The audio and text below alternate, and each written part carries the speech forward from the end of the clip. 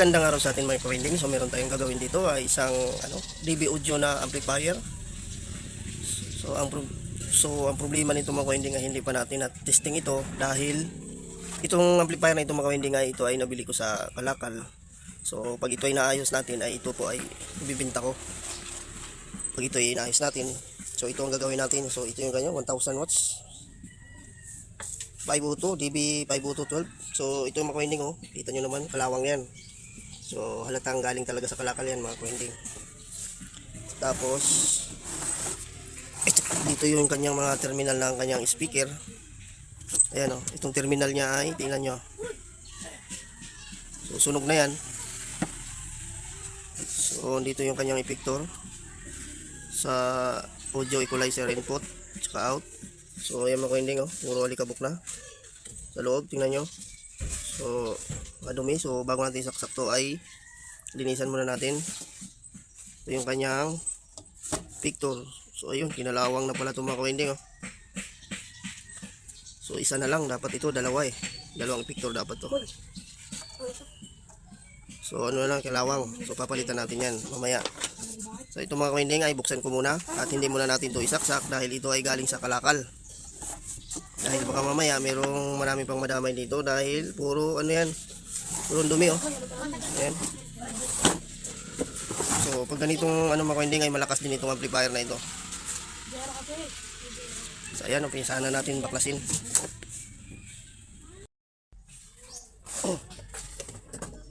Buksan natin to. Kawinding, buksan muna natin.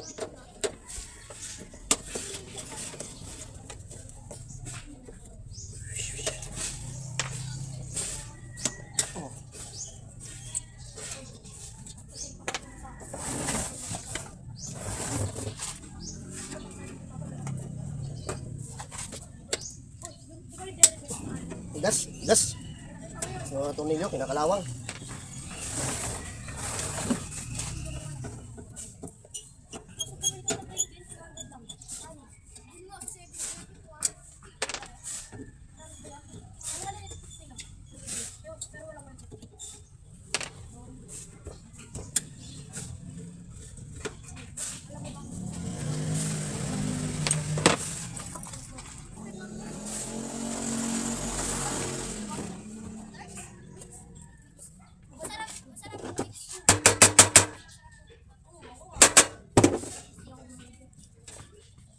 Ala, kalawang ay na matanggal. Wala ko ibang screw, ang tigas, kinalawang na.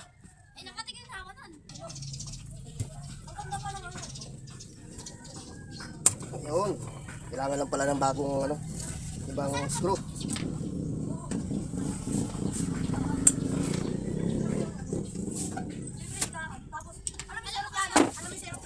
Ay, uy, ayun, oh.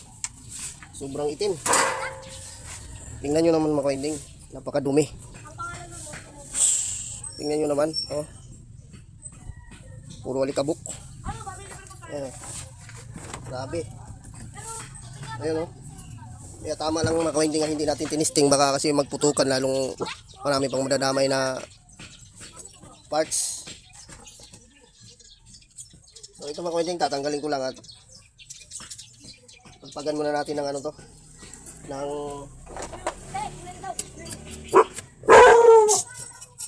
ganda nito, hugasan. Yan yung dabis dito eh. Puro alikabok mga kawinding. So kakalasin ko muna itong mga kawinding lahat. Itong niya. At para maano natin.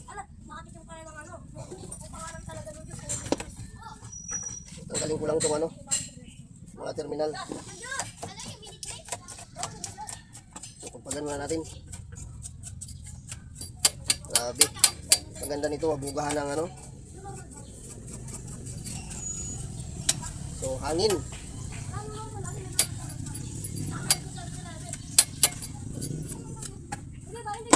So linisan po muna natin. Linisan muna natin. Ayun, oh, napaka dumi, oh. Oo. Puro likabok. Ayun, oh. Sabi. Kaya tama lang hindi natin sinaksak ito.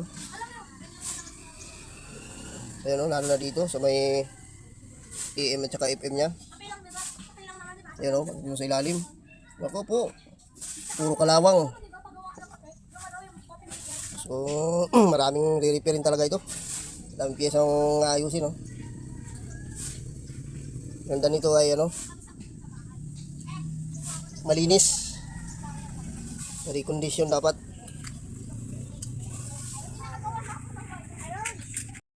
So, ito naman mga nakalasan natin yung heatsink. So, tingnan nyo mga dumi, oh. So, itong kanyang dinamper mga ay tatanggalin ko yan. So, ilagay ko dito yan sa loob. Yung naka-jumper na yan. Ayan, oh. Tapos ito mga ay ito yung kanyang, dito na yung kanyang output. So checkin din natin yan kung meron bang ano yan, shorted. So ito linisan ko muna. Ayan. Hindi pwedeng hindi talaga baklasin yung heatsink. Ayan, linisin mo natin.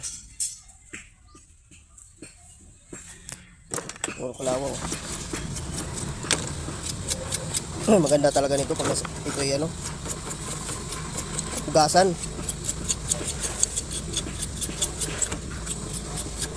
Kagandahan nito mga kawinding, yung iba talaga pag magandang klase na amplifier dahil hindi basta-basta kinakalawang. Kasi itong mga nakatanim sa kanyang mga parts, puro mga original pa yan. So ito mga kawinding, oh, tingnan yung isa may putol pa. Ayan, oh. Kaya hindi sigurado ito tumutunog. Ayan, oh, putol yung pa, oh. Yung mailar natin. So, kasi kung hindi natin kinalas to, hindi natin makikita yung mga sira nito. Kaya alamin natin kung anong mga sira pa nitong iba. Yung paa nito ay wala na, oh. Pinalawang din pala. Bali, oh, bali. Bali. Focus mo. Ayun, oh. No. Matindi.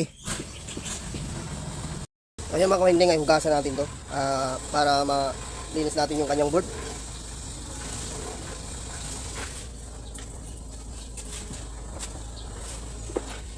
So ito mga kawinding, oh. Ito para malinis yung mga board na to.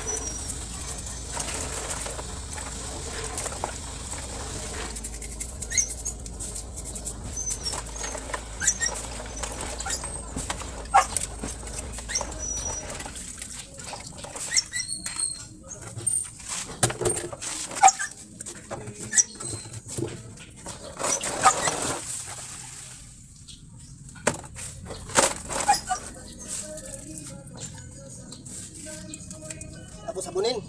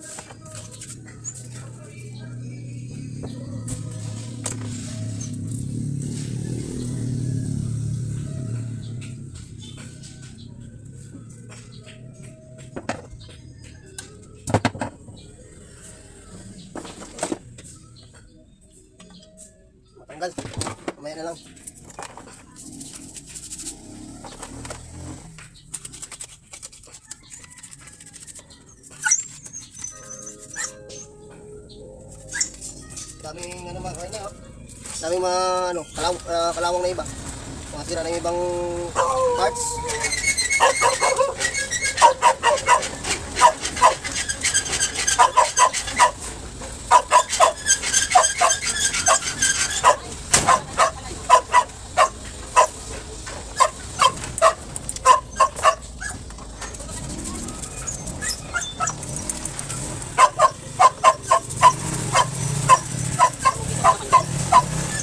Nagawa ka ng solar. Hindi man ngayon. Ay, mahal ang puhunan ng solar. Yun lang. Mahal ang budget Saan sa ako solar. napunta? Kaya po. Mahal ang budget sa solar eh. Kaya nga, hindi ako kami punta sa ano. Kailangan doon Anong hulunan?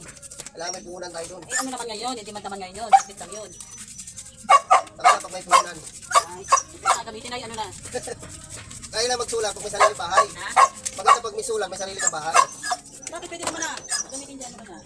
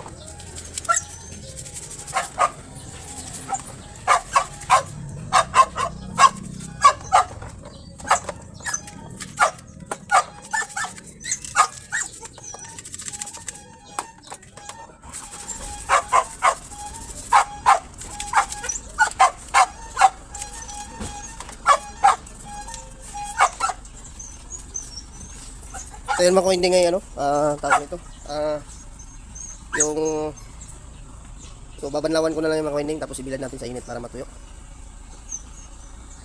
So ito naman mga winding, napatuyo na natin yung ating ano, yung nugasan yung ating circuit board ng ating amplifier. So ito yung mga pinalitan natin, nagpalit tayo ng jump. Tapos ito yung mga parts na pinalitan natin, saka itong terminal niya na nasunog na at wala sa line. So ito malinis na rin itong mga winding. Tapos itong pinaka main niya. So marami tayong pinalitan itong parts mga winding.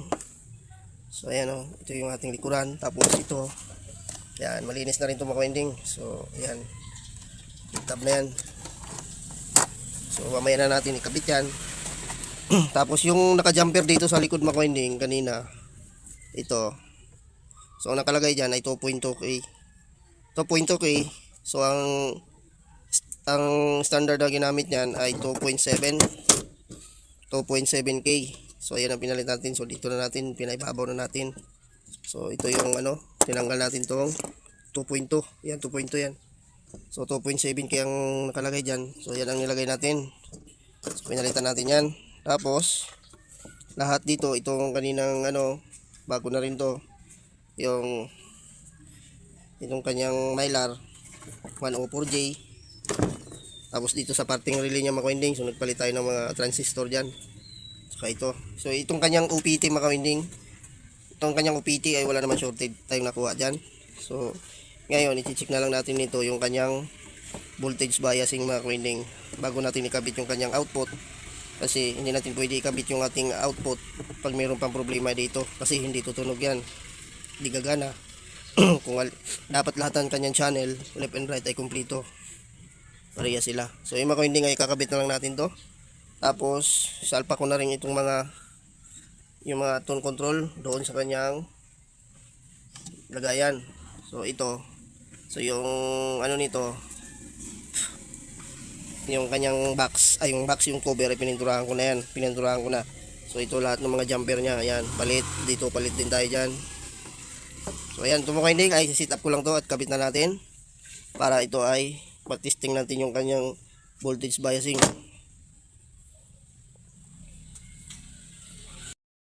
So ito mga hindi, ay mag-check na tayo ng ano, ng voltage biasing ng ating ano main amplifier niya. So yung mga hindi, power on na natin. So naka-ready na ang tester natin. Ayan. So unahin natin dito mga winding sa baba, kabilang channel. So meron tayong 343, 344, 350. Ayan, okay ito sa kabilang channel. So dito naman tayo sa taas, kabila. So walang voltage biasing mga winding oh. Zero balance. Ayun, wala. Pangatlo, wala. Pang-apat. So wala din mga winding. So may problema yan dito sa kanyang circuit pa mga winding. Kailangan makumpleto natin yan. Kasi ang ilalagay natin dyan, gagana lang dyan, yung kabilang channel, yung kabila, wala. So yan ang makumpleto natin. Dapat meron dito, meron din dyan, lahat. So patayin muna natin. Tapos mag-check tayo ng ano dito mga winding, kung alin ang naging may problema. Kasi dito sa kanyang dito sa kabilang channel, so ito lang meron yan, ito yung circuit na ito. Dito pumunta, so itong kabilang channel, so ibig sabihin, so ito may parting buo nyan. So yung banda rito, yung kabila, so checkin natin tong kanyang ano, mga driver, at saka itong mga kanyang power transistor, saka itong ano, mga meron pa itong may problema. So mag-check pa tayo dito mga winding. So hanapin natin yung pinaka sira niya dito. So ito mga winding, so marami pa tayong ano, pinalitan na parts ng ating ano, daming nawala. So tulad dito mga winding, so ito napalit tayo dito. So dating nakalagay dito ay 101, so pinalit ko ay 104 na ceramic. Tapos dito 1K, sira na rin yung 1K, may kalawa ngayon, so nagpalit pa tayo dyan mga winding. Tapos itong isa dito, so tinanggalan rin natin itong 2.7K, so nagpalit tayo, at saka yung transistor. So dito itong channel na ito mga winding, ang dito ang parte na wala, so yung dito yung sa taas, kasi itong nasa baba yung kabilang channel, so kompleto ang voltage biasing yan. So ito lang ang hindi. Tapos ito mga winding ay ano, so ito nagpalit tayo ng 1K, so napahaba ang ano ko, so hindi ko na pinutol. So dito mga winding nakalagay dito ay 2.2K na resistor. So ang nilagay ko dito ay 1K lang. Nag-series tayo ng ano, ng dalawa. Ayan, nag-series tayo dyan mga winding. So ngayon to mga winding ay itesting na natin ngayon to, kung meron na ba itong biasing. Kasi pag wala pa rin itong biasing voltage mga winding, ay hindi natin pwede kabit si OPT. Kasi hindi pa natin na-solve yung kanyang ano, voltage biasing. Tutunog lang yan, kabilang channel, tutunog man, basag. So ngayon ay saksak lang natin mga winding to. So saksak na natin. So ready muna natin, tester natin. So ditong parte sa baba mga winding, yung tinis natin, meron na ito. So ang naging problema lang natin ay itong taas. So wala yan. So ngayon mga winding ay saksak na natin. So ito naka-plug na yung ano, yung socket niya. So ngayon saksak lang natin, tapos power on natin. Ayan, power on. Tester ko ay namatay pa. Buhayin muna natin at ilagay natin.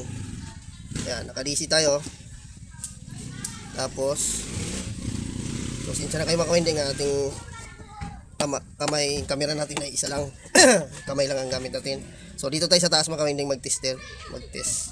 So tingnan natin to kung meron na ba itong voltage biasing. Ayan. So ayun, meron na tayong 0.4. Tapos yung pangalawa, so meron. Tapos dito sa pangatlo, ayun, 431. Sa kabila naman, so yun, kompleto. So itong mga winding sa taas niya, kabila na, yung kabilang channel, so okay na yan. So dito, test natin ulit. So kung ganun pa rin, so ayun, 357. So ayan, kabila, may silaw. Tapos dito, pang-apat. So yan, so okay na itong mga winding. So ito, hindi pa magsuswitch yung relay nito mga winding kasi nakadikit pa sa heatsink. So tingnan natin kung merong, so wala pang ano yan, oh. Wala pang volts tayo makuha dyan. Kasi yung heatsink niya, yung pinaka thermodisc niya, ay nandito pa sa ibabaw. Ayan o. So ikakabit natin yan dito. Ngayon, pag kinabit natin lahat yan mga ka-winding, kasi merong ganitong design na amplifier na ganitong DB audio, pag hindi naka-inject lahat yung kanyang accessories na mula doon sa kanyang tone control, hindi ka makakakuha ng audio nito. Kasi si DB audio mga ka-winding ay masilan napakasilan nito ayusin pag hindi natin kabisado. So itong ganito, ang mga ganitong DB, so kabisado naman na natin ang trouble nito, kaya yung kanyang voltage biasing ay talagang hahanapin natin yan. Kasi pag kinabit mo si OPT tapos hindi complete yung kanyang voltage biasing, ang maaaring mangyayari niyan, tutunog man siya, minsan wala, minsan hindi tutunog man siya, basag ang ano niyan, tunog ng speaker. Pag yan ay kumpleto lahat yung kanyang biasing, malinaw ang tunog ng speaker ng mga ka-winding. So ito mga ka-winding ay pwede na natin ikabit yung kanyang OPT. So ngayon kakabit na natin yung kanyang OPT, tapos ilagay na natin yung kanyang mga tone control. Tapos itong mga ka-winding, itong pinaka master volume na ito ay maganit ito, dahil ito yung nilabhan natin. So wala na siguro itong carbon, ayan o, iba na ang tunog. So sayad na, so papalitan natin yan. So ngayon kabit ko lang yung OPT nito para matesting na natin to. So yan naman ka-winding, so ito na yung ating DB audio amplifier. So nailagay na natin yung kanyang pinaka circuit board at nailagay na rin natin yung heatsink.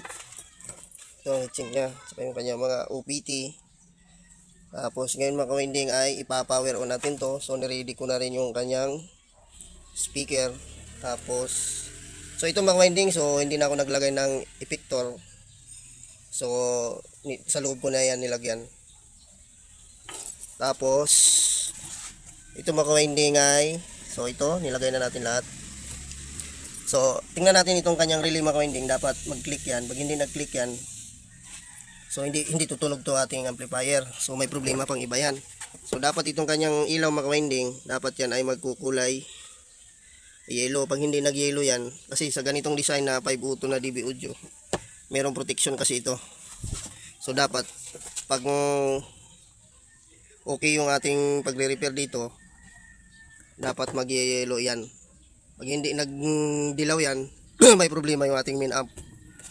So ngayon isaksak na natin mga ka-winding. So niready ko na rin yung aking speaker doon, tapos yung kanyang cover, so napinturahan ko na yan mga ka-winding, sinabay ko na yan. So ngayon saksak muna natin mga ka-winding, tapos power on natin. Ayan, power on lang natin to. Ayan, so nakapula siya. So hintayin natin magdilaw. Pag bumitik na yung relay, ayun, tumunog na yung relay. So nagbagong kulay, nagdilaw na siya. So ayan, pumitik na yung relay ngayon. So ito yung kanyang knob mga ka-winding. Ito. So bakit blurred? Ayan. So hanap lang tayo ng tugtog, yung ating paborito. So testing lang natin. So mamaya natin i-final pag okay na yung ating itong amplifier. So mamaya natin ang kubiran niya ilagay. So test muna natin kung siya tutunog na ba. So ito, pili lang tayo ng kanta. So yan, naka-play na yan. Volume natin yung cellphone natin. Tapos dito, so tingnan natin, dahan lang tayo kung tutunog. So yan.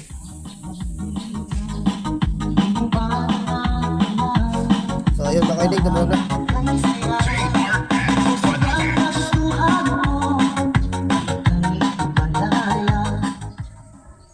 So ayan mga ka-winding, yung kanyang pan ay umandar na rin yung pan yan. Ayan, kasi yung pan yan mga ka-winding, sumasabayan dito sa volume. Pag binulyum natin yan, lalakas din yung ating pan, yung pan nya. Ayan. Ayan. So okay na to mga ka-winding, left and right. So left and right nito mga ka-winding, okay na to. So dalawa ito, yung isa. DJ Toto Remix. So inaalang natin mga ka-winding ay copyright tayo. So ayun mga ka-winding, so saka na ituloy natin mga ka-winding pag ilagay na natin. So i-final testing natin. So takpan ko muna. So ayan, ito na mga ka-winding yung ating nailagay na natin yung cover. So ito yung pininturahan natin mga ka-winding. So ayan, so nailagay na natin, natunuhan na natin.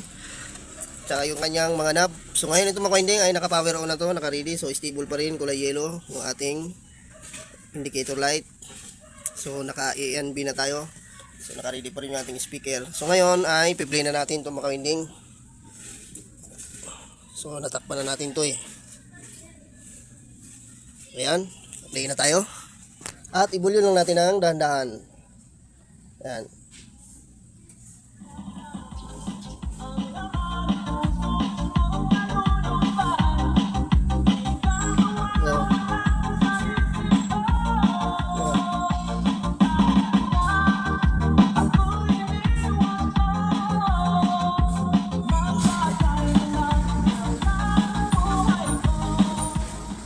So ayun mga ka-winding, so hanggang dito na lang po ang ating video. At kung meron po kayong natutunan sa aking mga video mga ka-winding, so please subscribe at hit ang notification bell para updated kayo pag may bago tayong video. So ayun mga ka-winding, so ito mga ka-winding ay meron na tayong pambinta. So ito mga ka-winding ay bibinta ko sa kung sinong may bibili doon sa shop ko. So bibinta ko ito mga ka-winding. So ito, goods na ito mga ka-winding, gagamitin na lang ito. So ayan, o isa pa, itugtog natin. Maganda ng tunog niya mga ka-winding, magandang tunog, swabe. Swabe, kayang D15 na speaker nito mga ka-winding. 4 na D15, kayang kaya i-drive nito.